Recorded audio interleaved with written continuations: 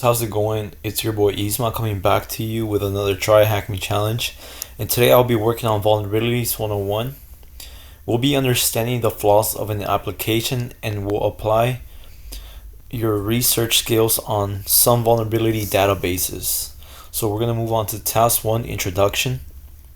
Cybersecurity is a big business in the modern day world.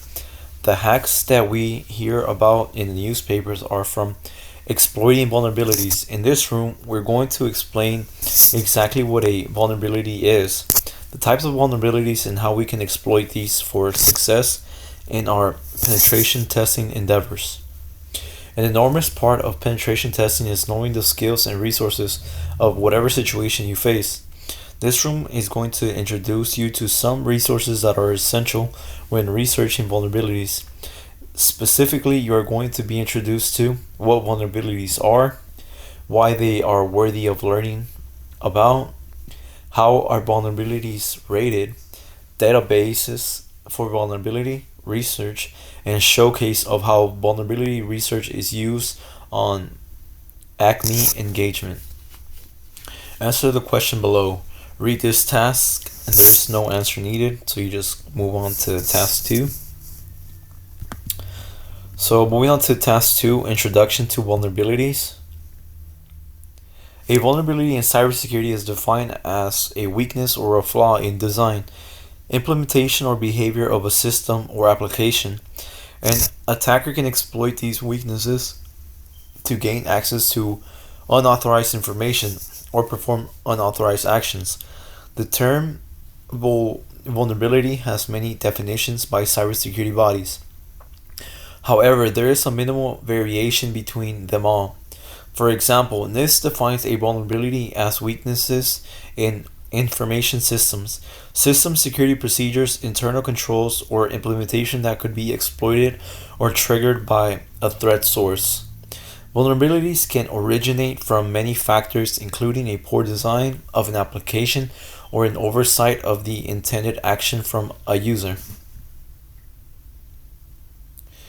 We will come on to discuss various types of vulnerabilities in a later room. However, for now we should know that there are arguably 5 main categories of vulnerabilities. So we're going to go through vulnerability and their description. Operating systems. These types of vulnerabilities are found within the operating systems, or OS, often result in a privilege escalation. We have misconfiguration based. These types of vulnerabilities stem from an incorrectly configured application or service. For example, a website exposing a customer details, weak or default credentials. Applications and services that have an element of authentication will come with default credentials when installed.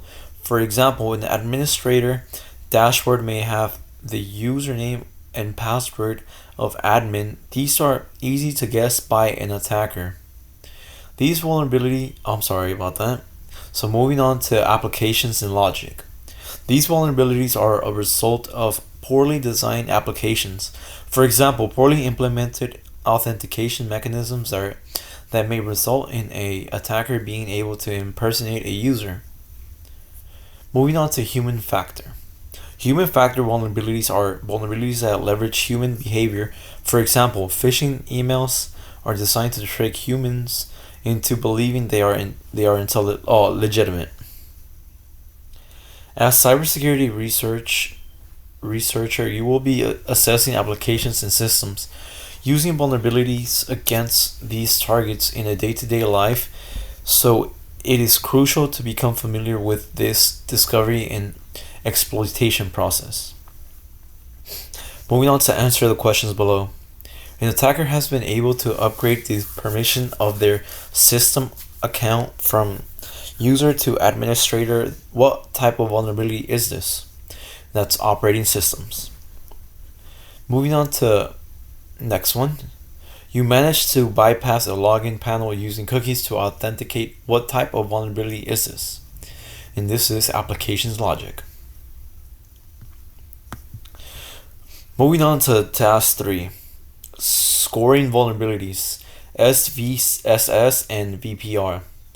Vulnerability management is the process of evaluating, categorizing, and ultimately remediating threats, vulnerabilities faced by an organization.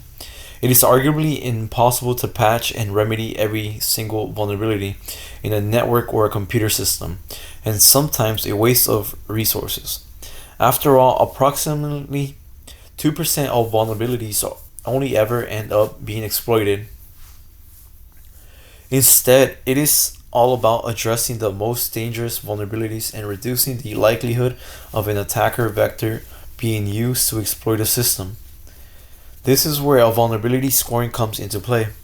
Vulnerability scoring serves a vital role in a vulnerability management and is used to determine the potential risk and impact vulnerability may have on a network or a computer system. For example, the popular Common Vulnerability Scoring System, SVSS, awards points to a vulnerability based upon its features, availability, and reproducibility. Reproductibility, guys. Sorry about that. My English is not Englishing today. Of course, as always in the world of IT, there is never just one framework or proposed idea. Let's explore two of the more common frameworks and analyze how they differ. Common vulnerability scoring systems. First introduction in 2005, the Common Vulnerability Scoring System, or CVSS, is a very popular framework for vulnerability scoring and has three major iterations as it stands. The current version of SVSS v3.1 with a version 4.0 currently in draft, a score is essentially determined by some of the following factors, but many more. 1. How easy is it to exploit a vulnerability? 2. Do exploits for this? Do exploits exist for this? How does this vulnerability interfere with the CIA trade?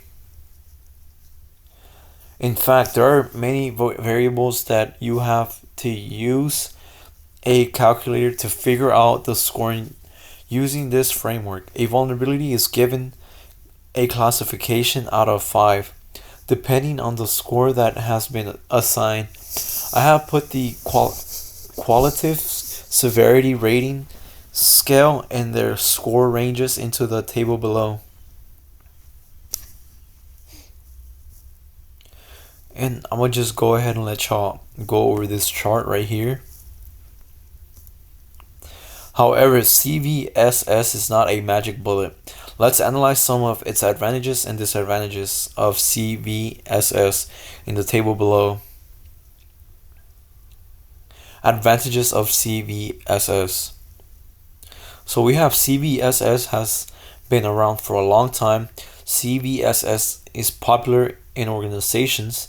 CVSS is a free framework to adopt and recommend by organizations such as NIST. Disadvantages of CVSS.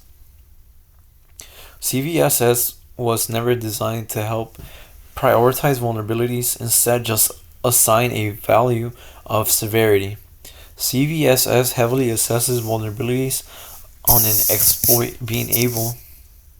However, only 20% of vulnerabilities have an exploit available. Vulnerabilities rarely change scoring after assessment, despite the fact that the new developments such as exploits may be found. Vulnerability and priority rating, also known as VPR. The VPR framework is much more modern framework in a vulnerability management, developed by Tenable, an industry solutions provider for vulnerability management. This framework is considered to be risk-driven, meaning that vulnerabilities are given a score with a heavy focus on the risk vulnerability possesses to the organization itself, rather than factors such as like with CVSS. Unlike CVSS, VPR scoring takes into account the relevancy of a vulnerability.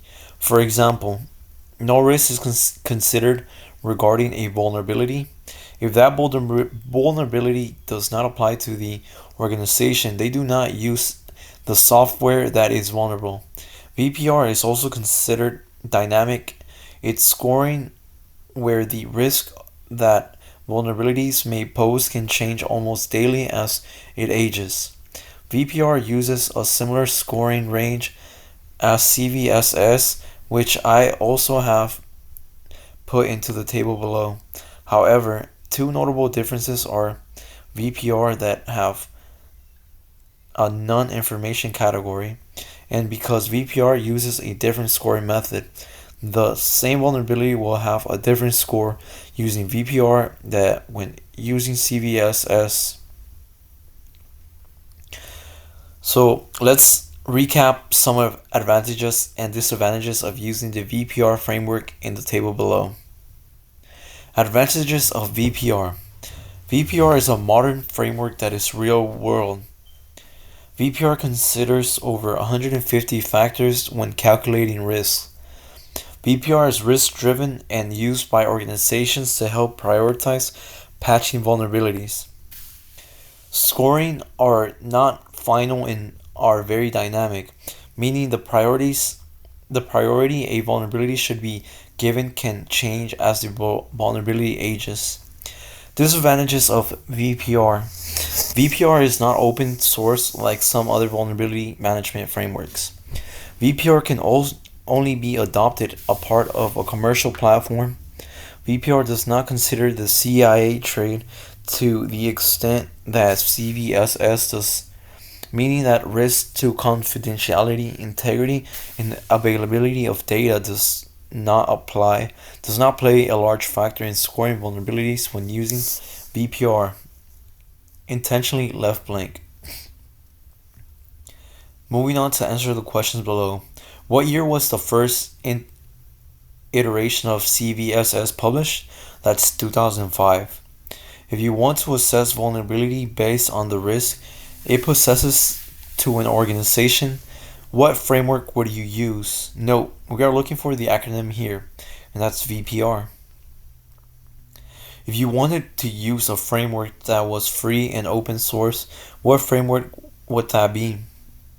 No, we are looking for the acronym here, and that's CVSS.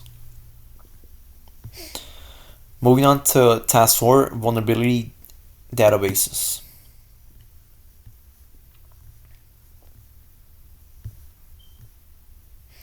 Throughout your journey in cybersecurity, you will often come across a magnitude of different applications and services. For example, a CMS, whilst they all have the same purpose, of often have a very different design and behavior, and in turn potentially different vulnerabilities. Thankfully for us, there are resources of the internet that keep track of vulnerabilities for all sorts of software, operating and more. This room will showcase two databases that we can use to look up existing vulnerabilities for an application discovered in our InfoSec journey. Specifically, the following websites: NVND, National Vulnerability Databases; ExploitDB. Before we divide into these two resources, let's ensure that our understanding of some fundamental keys terms is on the same page. So I'll be going through a term and its definitions. So vulnerability. A vulnerability is defined as a weakness or a flaw in design, implementation, or behavior of a system or applications. Exploit. An exploit is something such as an action or behavior that utilizes a vulnerability on a system or applications. Proof of concept, POC. A proof of concept is a technique or tool that often demonstrates the exploitation of a vulnerability. NVD, National Vulnerability Database. The National Vulnerability Database is a website that lists all publicly categorize vulnerabilities in cybersecurity. Vulnerabilities are classified under common vulnerabilities and exposures, or CVE for short. The CVEs have formatting or CVE year ID number. For example, the vulnerability that famous malware WannaCry used was CVE slash 2017 slash 0144 dot. NVD allows you to see all the CVEs that have been confirmed using filters by categories and months of submissions. For example, it is 3 days into August where there have already been 223 new CVEs submitted to this database. While the website helps keep tracks of vulnerabilities, it is not great when searching for vulnerabilities for a specific application or scenario. ExploitDB is a resource that we as hackers will find much more helpful during an assessment. ExploitDB retains exploits for software and applications stored under the name, author, and version of software or applications. We can use ExploitDB to look for snippets of code known as proof of concept that are used to exploit specific vulnerability. So using NVD, how many SVEs were published in July 2021? So we're going to go ahead and use this. So we're going to go ahead and go to its website.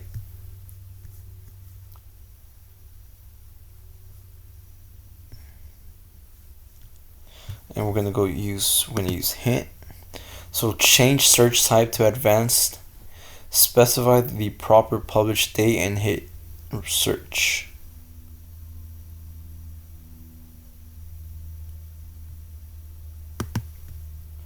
Alright, so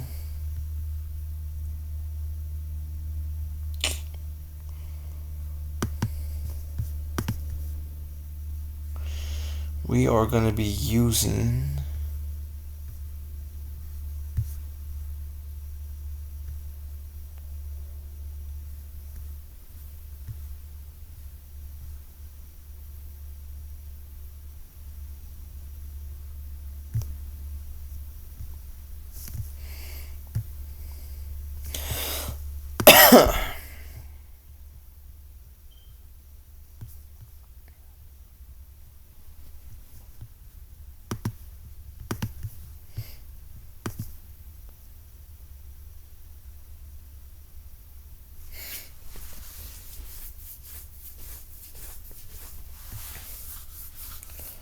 Alright, so we're gonna go here, we're gonna click advanced.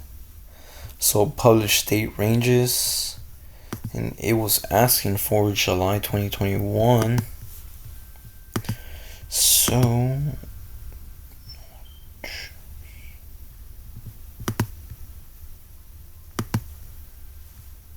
July. So we're gonna go from July 1st to the end of July.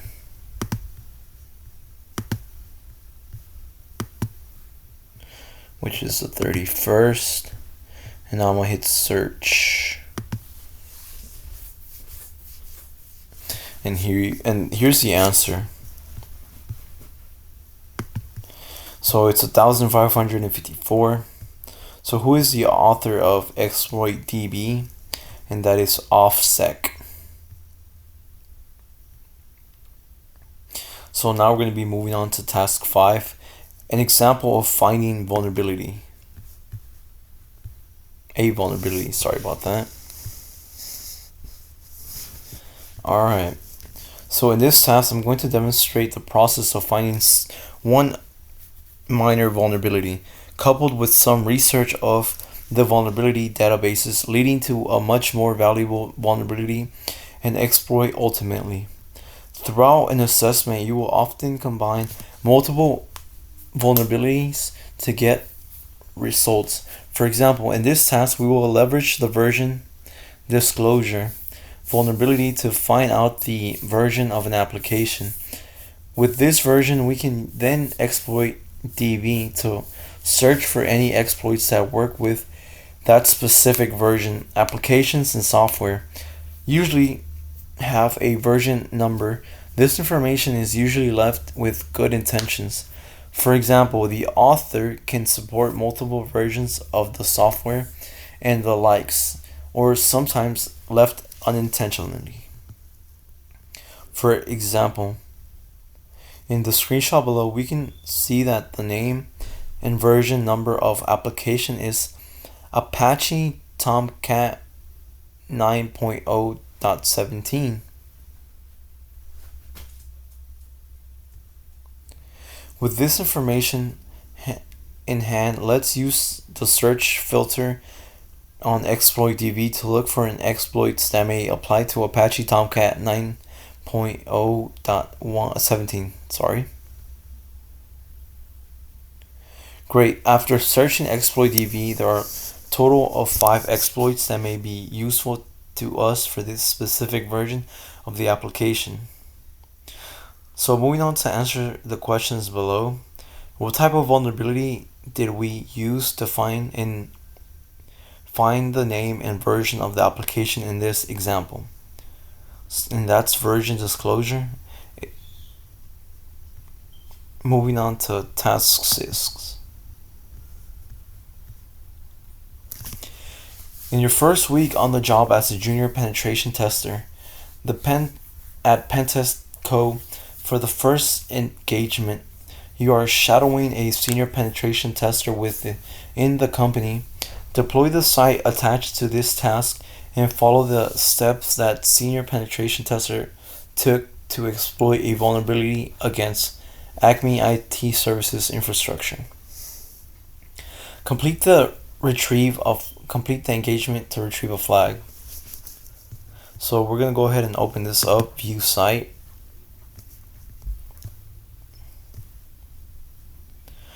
Scenario. It is your first week at Pentest Co. as a junior penetration tester. To ease into the role, you are shadowing a senior penetration tester on your first engagement. The senior penetration tester has managed to find a vulnerability in a website application that the client Acme IT Services uses. Follow the steps that the senior penetration tester took to ultimately exploit Acme IT Services infrastructure.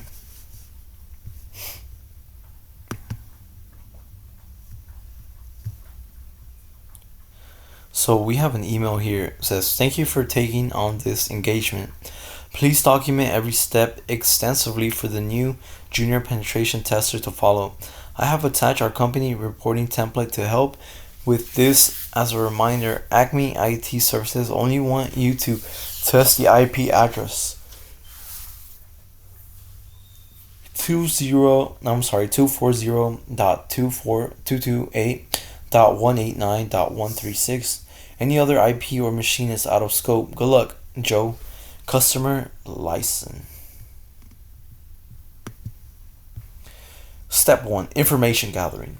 At this stage, the senior penetration tester has used a public service that compiles some details about the targeted company. As we can see, Acme IT Service provide IT services to 800 plus clients.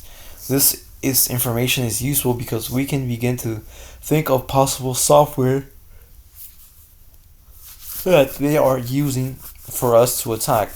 For example, help desk or a support application.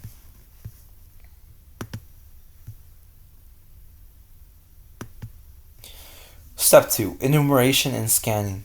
The senior penetration tester now moves on to the enumeration scanning stage of the engagement. This stage helps establish services and applications running on Acme infrastructure.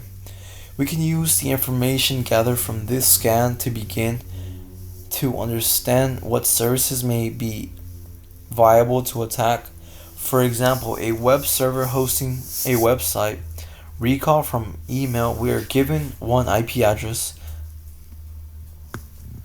which I'm going to go ahead and copy and paste.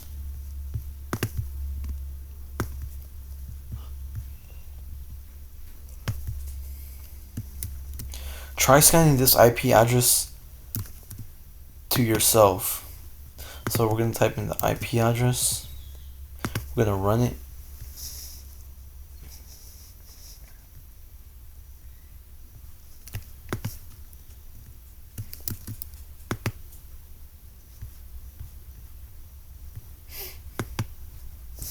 Application testing. Using the information gathered from stage 2 of the penetration engagement, the junior penetration tester has visited the target in their web browser, and has been greeted with the login page. The senior penetration tester guesses some random passwords, such as admin and admin, to avail they notice a version number of the application 1.5.2 and takes note of this. This will be useful to the next stage.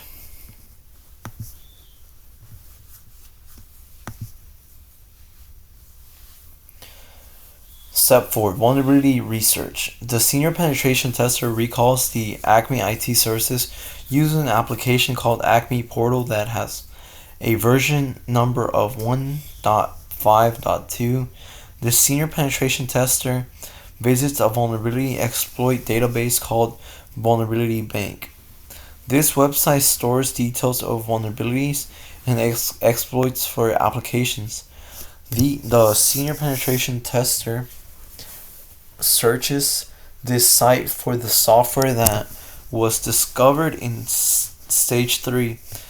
They're in luck. There is one vulnerability listed for the application and version remote code execution RCE. RCE vulnerability allows commands to be executed on the target system. The senior penetration tester could use this vulnerability to gain access to the console of the target. Try searching Vulnerability Bank for an exploit for Acme Portal 1.5.2. Alright. So I'm going to go ahead and search this.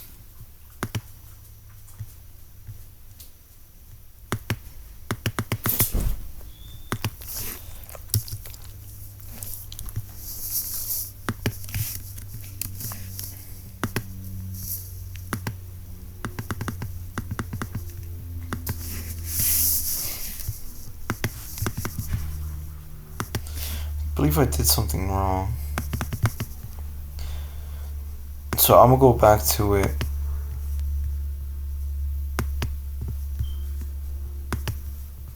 It's not what I wanted to do. So we're gonna go back.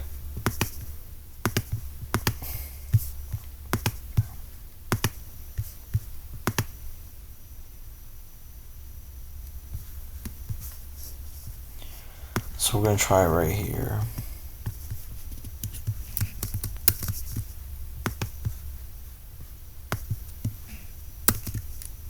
Here we go. And once you type that in, it should populate this. Alright, moving on. So accumulating the information from all the previous stages, the senior penetration tester uses the exploit downloaded from Vulnerability Bank Acme web application on 240.22.8 189.13. The exploit is successful and abuses the remote code execution RCE. Vulnerability to launch the reverse shell on Acme's infrastructure. From here, the penetration tester can look for files of such as passwords, backups, and applications source codes. So we have the exploit completed, launching shell. Now we're going to show here it shows us the flag, and go ahead and type that in, guys.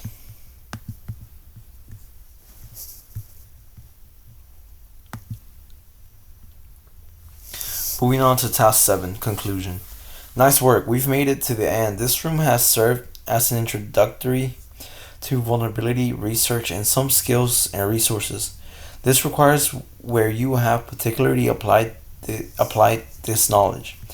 Answer the question below. Continue on your learning with additional rooms in this module.